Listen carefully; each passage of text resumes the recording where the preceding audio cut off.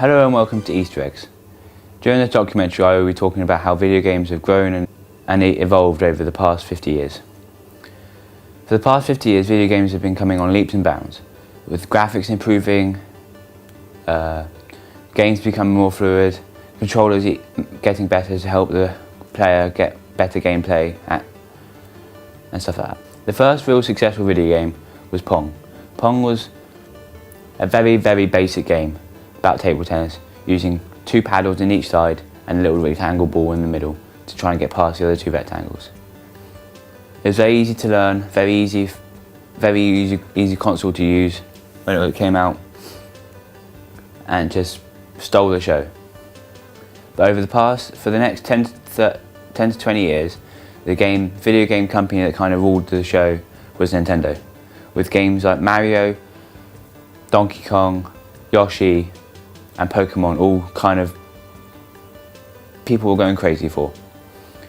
So much so that Mario is now the most successful video game franchise in history, selling over 460 million copies of games. And Pokemon's not far behind that, and neither are Donkey Kong. Games that kind of came out during that period as well were games like Crash Bandicoot, Tetris, which still was extremely successful, selling over 140 million copies. The real first-person shooter game was Doom. Doom was a horror-based game based on Mars. It was about a Marine trying to survive.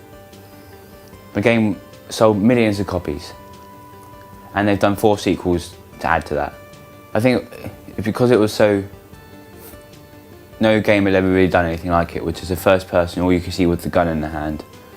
It kind of made its own way into the history books by making it that big of a deal. During this period, sports games, mainly made by EA and 2K, kind of came into their own, with games like Madden, FIFA, NHL game, NBA 2K's games, and MLB The Bigs. They all kind of came into their own, because FIFA have sold over 100 million copies for sure, so have Madden, NHL not as many, but still way up there. Each of those games have been making games one a year for the past 20 years almost, with Madden making 25 games altogether, FIFA making 17 to 20, NHL game making about 23, and 2K games making about 15. That just shows how popular the games are and how they've been coming on and how they've just been improving year after year, and people are buying them still.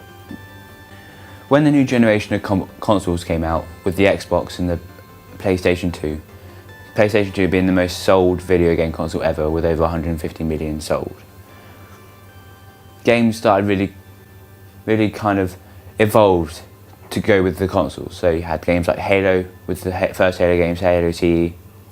You also had games like GTA, San Andreas, and especially Call of Duty.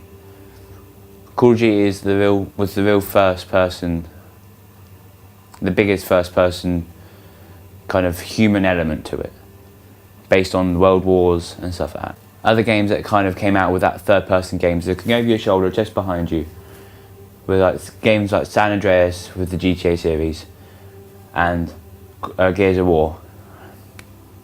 Also, racing games started to come into their own during this period, with games like Need for Speed.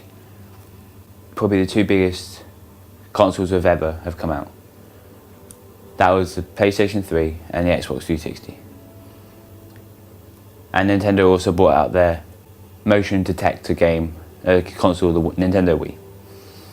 During that period, games, that's when we had the highest amount of ever copies sold for one game, which was 80 million for Wii Fit on the Nintendo Wii. We also had the most money made off of a game, which was just kept on getting broken and broken after year, with Call of Duty getting it almost 3 years in a row, and then GTA selling making $800 million in 24 hours.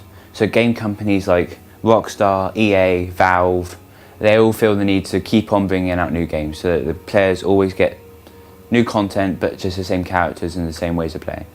So with the involvement of phones and stuff like that, games have been able to go onto the game companies have been able to make games for stuff like tablets and phones. So this is a great example with Grand Theft Auto.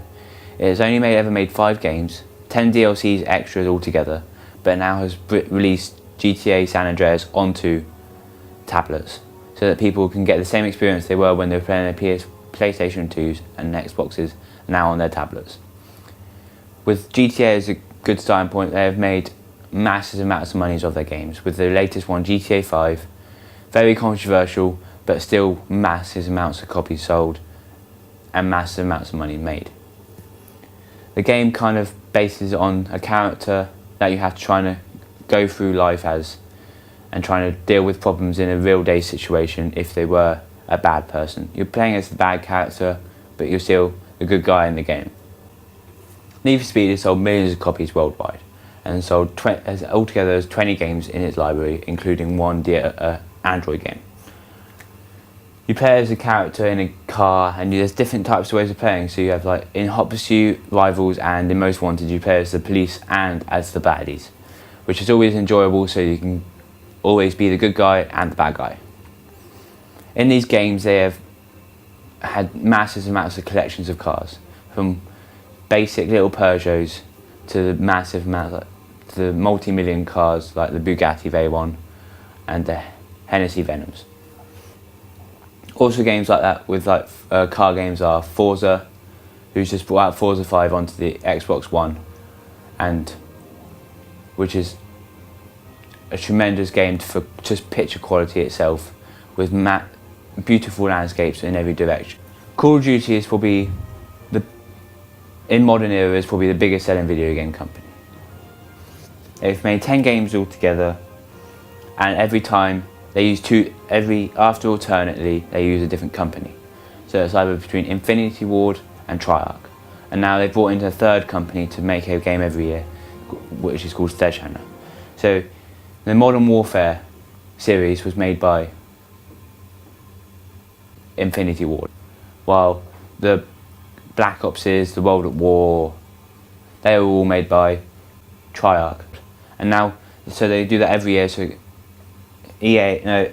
Activision, who publish the game, are making massive amounts of money every year because they're able to release one game every year, but it takes 2 years to make a game because they've got 2 companies. And now they're getting another company involved, Sledgehammer, so it makes it even more successful. Valve is probably the biggest independent type of video game company there is, with games like Left 4 Dead, Half-Life, Portal. All those games have not sold in massive quantities, but they're just, people rave about them just because how good they are to play, especially Portal and Half-Life. The Lego games especially, which has made 46 different games, but are still always making games today, because they've just released a new game, the Lego Movie, got the Lego Marvel superheroes, the new Lego Hobbit that's going to be made, Lego Star Wars especially, which was a great seller. A company that's always been a little rival towards Call of Duty has always been Battlefield. Battlefield have only ever made 6 games though, but they made 9 on the Windows and Max and Linux. But those games have been extremely successful just because of, especially now with you can play with 64 different people in one game, which is a massive amount of people. You also have games like Assassin's Creed, which also solely which people think you play for the campaign mainly, and which you kind of do, but there are multiplayer elements to it as well. And they follow a descendant, so a person in this machine looking at his descendants over the past 200 to 500 years. During the early days, you used to have games with fighter games. So you had the games like Street Fighter, Mortal Kombat especially, which were very controversial because of how much violence and what you were doing at the end of each game. Other games which kind of have stolen the show is, especially this game, Minecraft, has sold probably over 30 million copies of their game on both Windows and Xbox 360, and which will now be going on to the Xbox One, and it is now just being released on the PlayStation 3. The game is so simple, you just build worlds. That's all you have to do, build worlds, survive, but people seem to love it so much just because of how basic it is. And the creative element that is also into it, which you can just build anything you want.